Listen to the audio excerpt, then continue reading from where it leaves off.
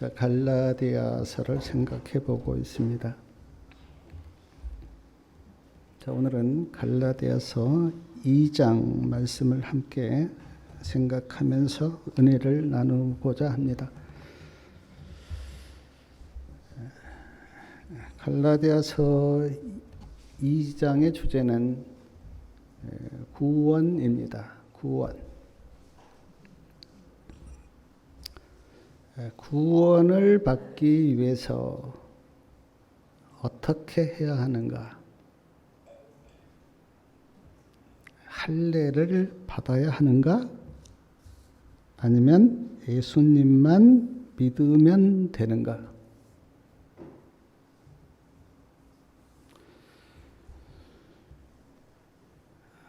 율법의 행위로 구원을 받는가? 아니면 예수님을 믿음으로 구원을 받는가? 거기에 대해서 말씀하고 있습니다. 초대교회 때는 이 큰 구원의 문제가 많이 이렇게 논쟁이 되었어요. 오늘 우리가 사는 이 시대에도 이제 많은 교회가 있는데 깊이 들어가 보면 이 구원의 문제에 대한 견해의 차이입니다. 어떤 교회는 이렇게 하면 구원을 받는다 그렇게 가르치고 있고, 또 다른 교회는 이렇게 해야 구원받는다 그렇게 가르칩니다. 교회도 구원에 대한 견해가 조금 다르지만 또 사람마다도 조금씩 구원의 견해가 달라요. 어떤 사람은 품성의 온전함을 주장하고, 어떤 사람은 하나님의 사업을 주장하고, 어떤 사람은 교리를 주장하고, 구원의 문제가 각자 조금씩 다릅니다.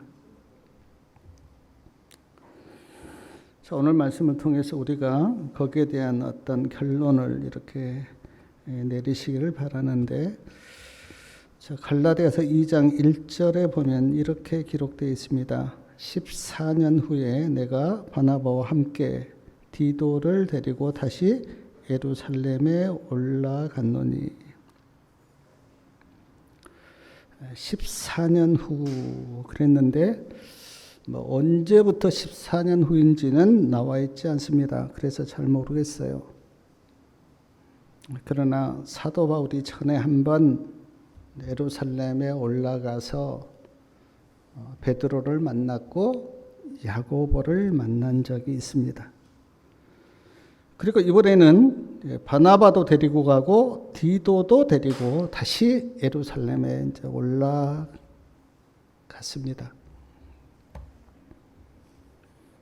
이때 이제 예루살렘 총회가 있었죠. 첫 번째 예루살렘 총회입니다. 사도행전 15장에 보면 예루살렘 총회가 있는데 구원의 문제에 대한 총회였어요. 어떻게 하면 구원을 받을 것인가? 사도 바울은 주장하기를 예수님을 믿으면 구원을 받습니다. 그렇게 사도 바울은 주장했습니다. 다른 사람들은 예수님을 믿는 것으로는 부족합니다. 할례도 받고 율례도 지켜야 합니다. 그렇게 주장하는 또 한 부류가 있었습니다. 그래서 사도행전 15장 2절에 보니까 많은 다툼과 변론이 있었다. 그렇게 성경에 기록되어 있습니다. 그때 베드로가 일어나서 이렇게 주장합니다.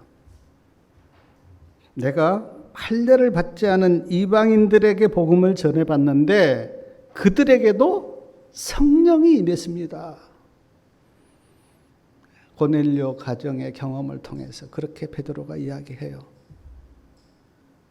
사도 바울도 내가 이방인들에게 복음을 전했는데 많은 표적과 기사가 있었습니다. 그래서 그 총회가 어떻게 결론을 내리냐면 유대인이나 이방인이나 동일하게 주 예수의 은혜로 구원을 받는다고 하는 결론을 내리고, 다만 더러운 우상 그리고 음행 또 피 이런 것들은 멀리하라고 교인들에게 그렇게 편지를 하기로 그렇게 결론을 내립니다.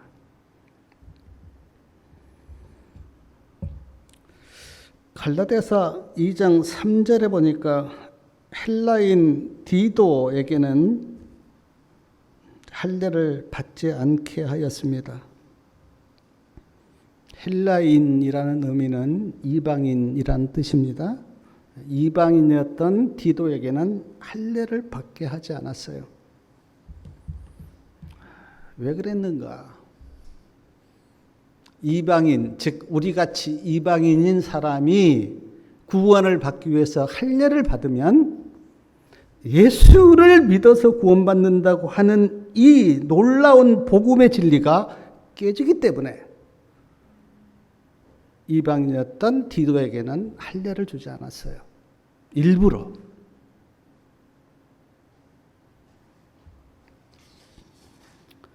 갈라디아서 2장 7절과 8절에 보면 사도 바울이 이렇게 주장합니다. 나는 무할례자 즉 이방인에게 복음 전하는 일을 맡았고 베드로는 할례자 즉 유대인에게 복음 전하는 일을 맡았다고 하면서 하나님께서 베드로를 할례자의 사도로 삼으셨고 나를 이방인의 사도로 삼았습니다.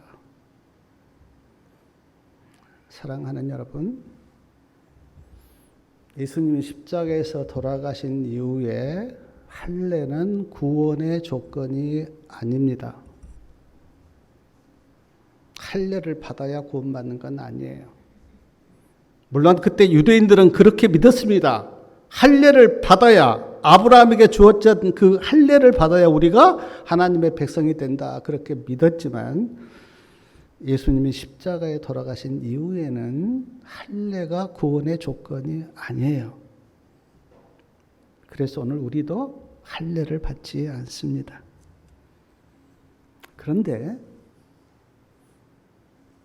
예수님도 태어난 지 8일 만에 성경을 보면 할례를 받았습니다. 사도 바울도 나도 할례를 받았다, 그렇게 고백했어요. 할례가 구원의 조건이 아니지만 유대인들의 전통을 따라서 할례를 받는 그것에 대해서는 사도 바울이 반대하지 않았습니다. 그 증거가 뭐냐면 사도행전 16장 3절에 보면 어머니가 유대인이었던 디모데에게는 할례를 주었어요. 너는 유대인이기 때문에. 그 전통과 유전을 따라서 할례 받는 것에 대해서는 사도 바울이 문제를 삼지 않았어요. 그것이 구원의 조건은 아니지만 전통을 따라서는 할례를 받을 수가 있다, 그렇게 하고 디모데에게 할례를 줬어요. 사도 바울이 할례에 대해서 어떤 생각과 견해를 가지고 있었는지 제가 세 말씀만 좀 읽어드리겠습니다. 갈라디아서 5장 6절 말씀.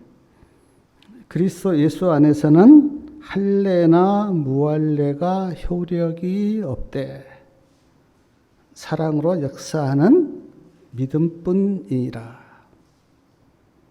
갈라디아서 6장 15절. 할례나 무할례가 아무것도 아니로되 오직 새로 지으심을 받는 자뿐이니라. 고린도전서 7장 18절과 19절 말씀. 할례자로 부르심을 받은 자가 있느냐? 무할례자가 되지 말며. 무할례자로 부르심을 받은 자가 있느냐? 할례를 받지 말라. 할례 받은 것도 아무것도 아니요 할례 받지 아니한 것도 아무것도 아니로되 오직 하나님의 계명을 지킬 따름이니라. 이 말씀을 보면 사도 바울은 할례에 대한 어떤 편견은 없었어요. 할례를 받아도 되고 할례를 안 받아도 된다. 유대인이냐? 할례 받아라. 이방인이냐? 할례 받지 말라. 할례를 받고 안 받고가 중요한 것이 아니라 사랑으로 역사하는 믿음을 가지고 있는 것이 중요하다. 거듭나서 새 사람이 되는 것이 중요하다. 말씀에 순종하면서 사는 것이 중요하다. 자, 오늘 우리에게 이 말씀을 좀 적용해 보면, 자, 교회를 내가 몇 년 다녔다. 그것이 중요합니까? 아니요. 사랑으로 역사하는 믿음을 가지고 있는 것이 중요해요. 교회를 내가 몇 년 다니고 직분이 뭔가가 중요한 게 아닙니다. 사랑으로 역사하는 믿음을 내가 가지고 믿음으로 사는가가 중요해요. 목사, 장로, 집사, 직분이 중요합니까? 아니요. 거듭나서 새 사람이 되는 것이 중요해요. 예수님께서 모든 족속으로 제자를 삼아 침례를 주라 그렇게 말씀을 하셔서 우리가 다 침례를 받지만 물에 들어갔다가 나오는 침례가 중요합니까? 아니요.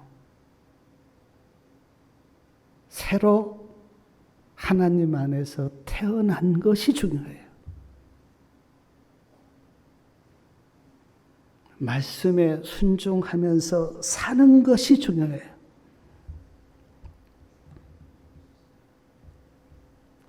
거듭남도 없고 주님의 생명도 없는데 형식만 그럴싸하게 신앙하는 것, 그거 별 가치 없습니다. 유대인들이 그랬는데 예수님이 그런 신앙에 대해서 책망하셨어요. 오늘 또 많은 사람들이 마음에는 예수님이 안 계시는데 형식적인 종교 생활을 하는데 그것 별로 의미 없어요. 내가 교회를 나오면 구원받겠지. 성경에는 그렇게 이야기하지 않습니다.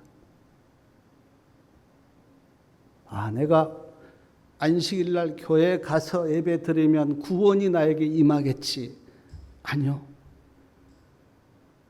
여기 오셔서 하나님을 만나시고 예수님을 만나셔야 돼요. 제가 그 며칠 동안 제가 이 말씀을 드릴까 좀 많이 고민을 했는데 며칠 동안 우리 그 단체 카톡방에 많은 어떤 견해들이 올라왔습니다. 제가 느꼈던 그 글을 보면서 느꼈던 마음이 뭐냐면 예수님을 못 만났구나. 예수님을 만났으면 저렇지 않을 건데 아직 예수님을 못 만나고 심령 속에 예수님이 안 계시구나 라는 생각이 강하게 들었어요.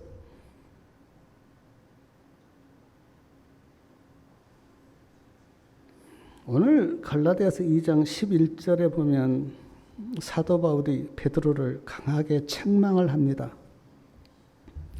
베드로가 왜 책망을 받는가? 베드로가 안디옥에 가서 이제 이방인 그리스도인들과 함께 이제 식사를 했어요. 베드로는 원래 예루살렘에 있었는데 안디옥까지 가서 이방인 그리스도인들과 함께 식사를 했어요.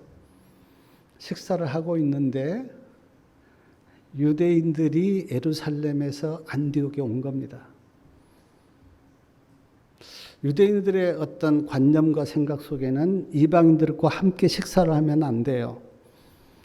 베드로가 식사를 하다가 유대인들이 예루살렘에서 왔다고 하는 소리를 듣고는 그 식사 자리에서 떠나버려요.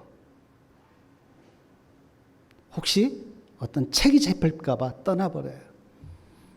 말씀해 보니까 베드로가 떠나니까 바나바도 거기서 떠났습니다. 그리고 함께 식사를 했던 사람들도 떠나버렸어요. 사랑하는 여러분, 한번 좀 생각해 보십시오. 우리가 다 예수님 안에서 하나다 그렇게 말해놓고 십자가로 막힌 담을 헐어버려 유대인과 이방인이 하나이고 차별이 없다고 그렇게 가르쳐 놓고 밥을 같이 먹다가 유대인들이 오니까 두려워서 떠나버리는 베드로. 제가 그 장면을 이렇게 생각해 볼 때 이때 그 이방인 그리스도인들이 얼마나 마음이 상했을까? 얼마나 마음에 상처를 받았을까? 이걸 보고 사도 바울이 강하게 책망을 한 거예요. 베드로, 네가 그럴 수가 있느냐? 왜 배운 대로 복음의 질서를 따라서 행하지 않느냐? 그러면서 성경에 보니까 외식했다고. 이 외식이라는 말은 겉과 속이 다르게 행동을 했고 또 거짓된 행동을 했다고 하는 의미로서 사도 바울이 베드로를 책망합니다. 사랑하는 여러분, 수지자였던 베드로, 그리고 말씀을 보면 초대교회 때 아주 존경을 받았던 바나바, 이 두 사람이 큰 잘못과 실수를 한 거죠. 그런데 우리도요, 어느 자리나 누구를 만났을 때 한순간 생각이 잘못되면 이런 실수를 하게 돼요. 베드로를 탓할 것이 아니라 우리도 어떤 자리에서 나는 지혜롭게 생각한다고 그렇게 행동하는데 그 지혜가 하나님의 뜻과 복음을 거역할 수가 있어요. 그래서 우리는 경고를 받아야 돼요. 내가 누구를 만나서 어떤 자리에 간다 하더라도 하나님의 뜻과 복음의 질서를 따라서 내가 행하는가, 아니면 사람의 눈치를 보고 사람을 의식하면서 내가 행하는가. 베드로를 보면 우리가 경고를 받으셔야 돼요. 저도 돌아보면 그냥 좋은 게 좋지, 그냥 좀 인간적으로 지혜롭게 행동을 해야지라고 생각하고 복음의 질서를 떠난 적이 저도 있었어요. 그리고 오늘 많은 크리스찬들이 이런 마음으로 복음의 질서를 무너뜨리는 적이 많습니다. 사랑하는 여러분, 저와 우리 성도님들이 예수님을 믿고 있는 그리스도인이라면 이런 베드로를 보면서 많은 마음의 결심이 있기를 바랍니다. 마태복음 10장 32절하고 33절에 보면 예수님이 이런 말씀을 하셨어요. 누구든지 사람 앞에서 나를 시인하면 나도 하늘에 계신 내 아버지 앞에서 저를 시인할 것이요, 누구든지 사람 앞에서 나를 부인하면 나도 하늘에 계신 내 아버지 앞에서 저를 부인하리라. 예수님이 하신 말씀이에요. 이 말씀을 마음에 깊이 새기시고 어떤 상황에서 누구를 만나든지 하나님의 뜻이 무엇인가 묻고 믿음으로 그렇게 사시기를 바랍니다. 사랑하는 여러분, 복음의 진리를 따라 행하지 않고 의문의 율법으로 돌아간 베드로와 바나바,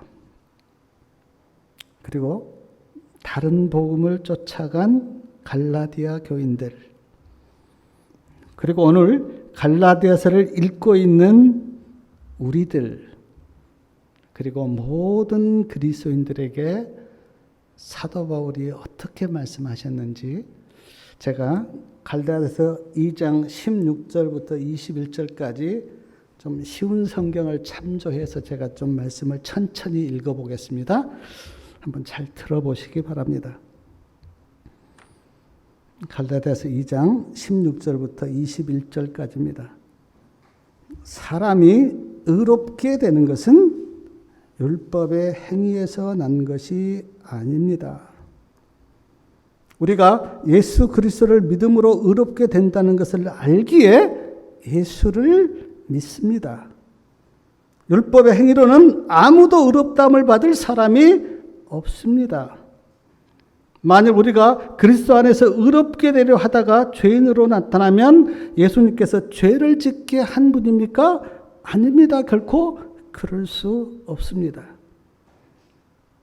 만일 내가 이미 흘려버렸던 것을 다시 가르친다면 내가 죄를 짓는 것입니다. 우리가 유대인들이 지켰던 유전이나 율례에 대해서 죽은 자인데 그 이유는 하나님을 향해 살기 위해서입니다. 갈라디아서 2장 20절 나는 그리스도와 함께 십자가에 못 박혔습니다. 그런즉 이제 내가 산 것이 아니요 오직 내 안에서 예수님이 사십니다. 이제 내가 육체 가운데 사는 것은 나를 사랑하사 나를 위하여 자기 몸을 버리신 하나님의 아들을 믿는 믿음 안에서 사는 것입니다. 내가 하나님의 은혜를 패하지 아니하노니 만일 의롭게 되는 것이 율법으로 말미암으면 그리스도께서 헛되이 죽으신 것입니다. 갈라디아 교인들에게 그리고 오늘 우리들에게 외식했던 베드로와 바나바에게 그리고 모든 그리스도인들에게 주신 말씀이에요. 사랑하는 여러분, 우리는 세상에서 은연중에 이렇게 배웠습니다. 내가 무엇을 해야 얻는다. 그게 다 세상에서는 그렇게 통하죠. 그리고 우리 몸에도 그게 다 배어 있어요. 그러나 한 가지 기억할 것은 구원의 대가는 예수님이 지불하셨습니다. 아멘.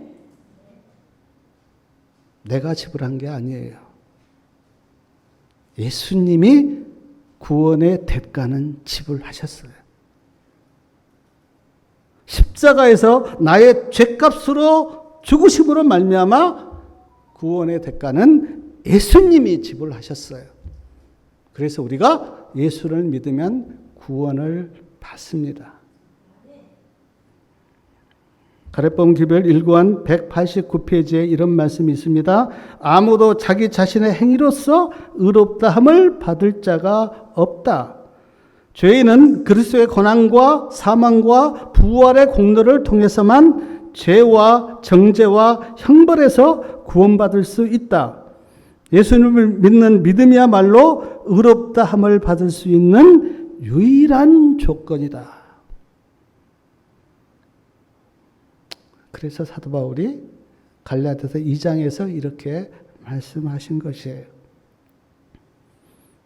갈라디아서 2장을 읽어보면 율법의 행위로는 의롭다함을 받을 수 없다는 말씀이 여러 번 나오는데 이 율법의 행위는 율법을 지켜서 의를 얻으려고 하는 것을 말해요. 사랑하는 여러분, 우리가 다 죄를 지은 타락한 죄인입니다. 우리 스스로 율법을 지킬 수가 있습니까? 없습니다. 우리가 다 죄인이기 때문에 스스로는 율법을 지킬 수가 없어요. 그래서 율법의 행위로 구원을 얻을 사람은 이 세상에 아무도 없습니다. 그래서 우리가 예수님 앞에 나온 거고요. 사도 바울 서신을 이렇게 읽어보면 저는 그 사도 바울의 두 가지 주장을 발견하게 돼요. 사도 바울이 어떤 때는 율법을 아주 가치 없게 여깁니다. 율법 그거 가치 없는 거야 라고 가치 없게 여길 때가 있고 어떤 때는 사도 바울이 아주 율법을 높입니다. 근데 언제 사도 바울이 율법을 가치 없게 여기는가? 율법을 지켜서 구원을 얻으려고 할 때 율법 지켜도 구원 얻지 못한다고 하는 그 율법의 가치를 아주 가볍게 여겨요. 유대인들이 율법을 지켜서 구원하려고 하는 것을 보고 사도 바울은 거기에 대해서 강하게 반대를 합니다. 율법의 행위로는 구원받을 수 없다. 그러나 사도 바울이 또 한때 어떤 한 부분에서는 율법을 아주 높입니다. 자, 사도 바울의 서신 중에 제가 세 말씀을 좀 읽어드릴게요. 로마서 7장 12절 율법은 거룩하다. 그렇게 율법을 높여요. 로마서 7장 14절 율법은 신령하다. 율법을 높입니다. 디모데전서 1장 18절 율법은 선하다. 그렇게 율법을 높여요. 그러니까 율법의 행위로 말미암아 구원을 얻으려고 할 때의 율법은 가치없게 여기지만 그러나 구원받은 백성들이 하나님의 법을 지키려고 할 때는 사도 바울이 율법을 아주 높이고 귀하게 여깁니다. 사랑하는 여러분, 다시 말씀을 드리지만 율법을 지켜서 구원받은 것은 아니에요.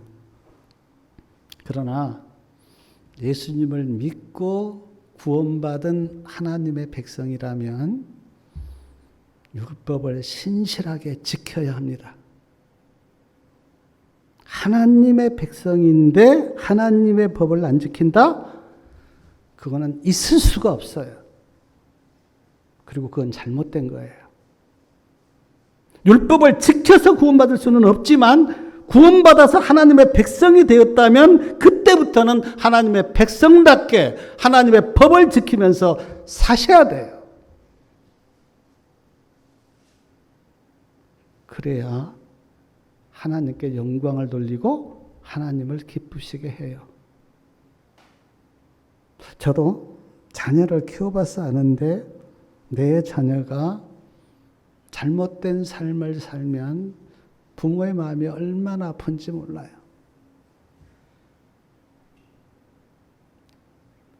저도 몇 번 울었습니다. 눈물을 흘린 적이 저도 많아요. 우리가 구원받아서 하나님의 백성인데 하나님의 백성답게 살지 못하면 하나님의 마음도 그렇게 아프세요. 그래서 우리가 예수님을 믿고 구원받았다면 신실하게 믿음으로 하나님의 법을 지키면서 사셔야 돼요. 그것을 하나님은 기뻐하시고 하나님께서 영광을 받으세요. 사도 바울이 율법을 지켜서 구원을 받으려고 할 때는 율법을 낮췄지만 그러나 하나님의 백성의 삶 속에서 지키는 율법은 사도 바울이 아주 높였어요. 법을 지켜야 한다.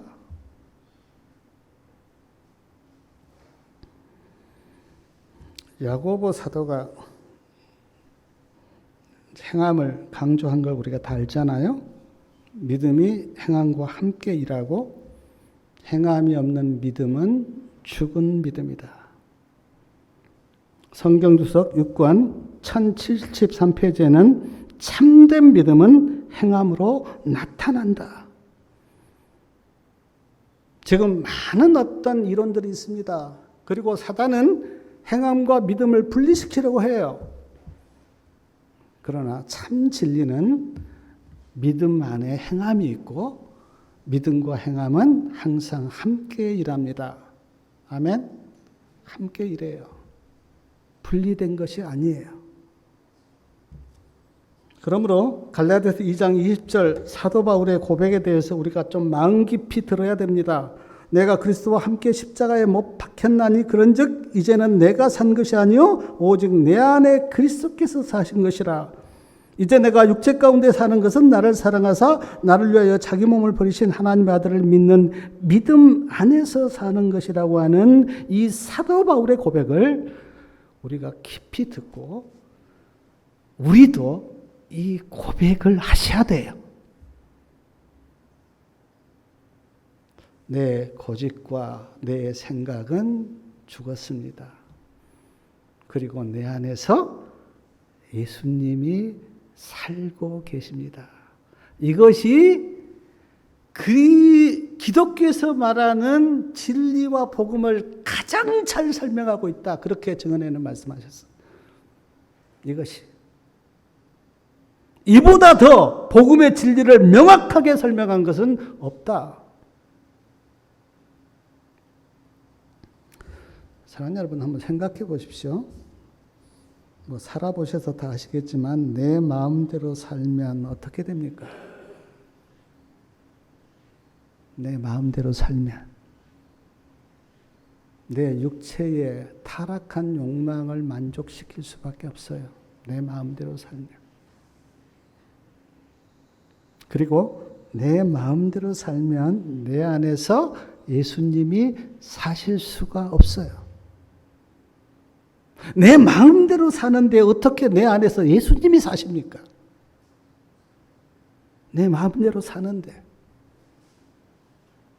그러므로 우리가 예수님을 구주로 믿었다면 내 성질, 내 고집, 내 아집,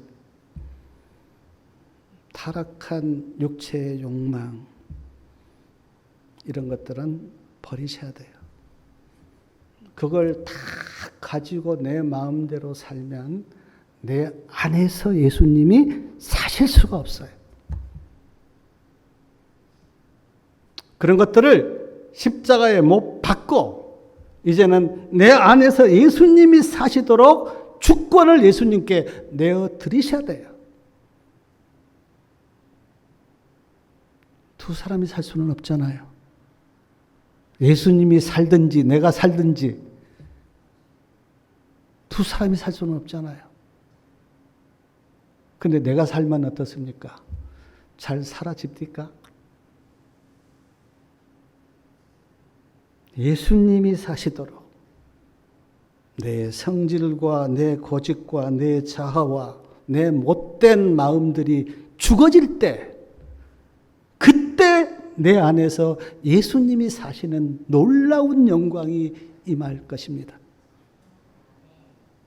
그 경험을 하셔야 돼요. 그 경험이 갈라디아서 2장 20절 사도 바울의 경험이고 고백이었어요. 근데 우리는 예수님을 믿는다고 하면서 이 경험이 잘 안 되죠. 다 내가 살죠. 막 내가 사니까 거기에서 막 카톡방에서 뭐 이렇다 저렇다 논란이 많은데 그거 별로 의미 없는 거예요. 정말 내가 죽고 예수님이 사시는 경험을 한 사람은 그런 어정쩡한 고백을 하지 않습니다.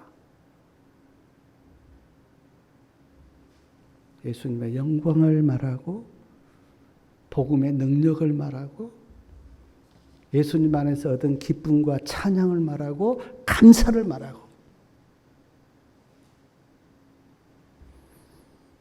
사랑하는 여러분, 말씀을 마치면서 다시 한번 권면을 드립니다.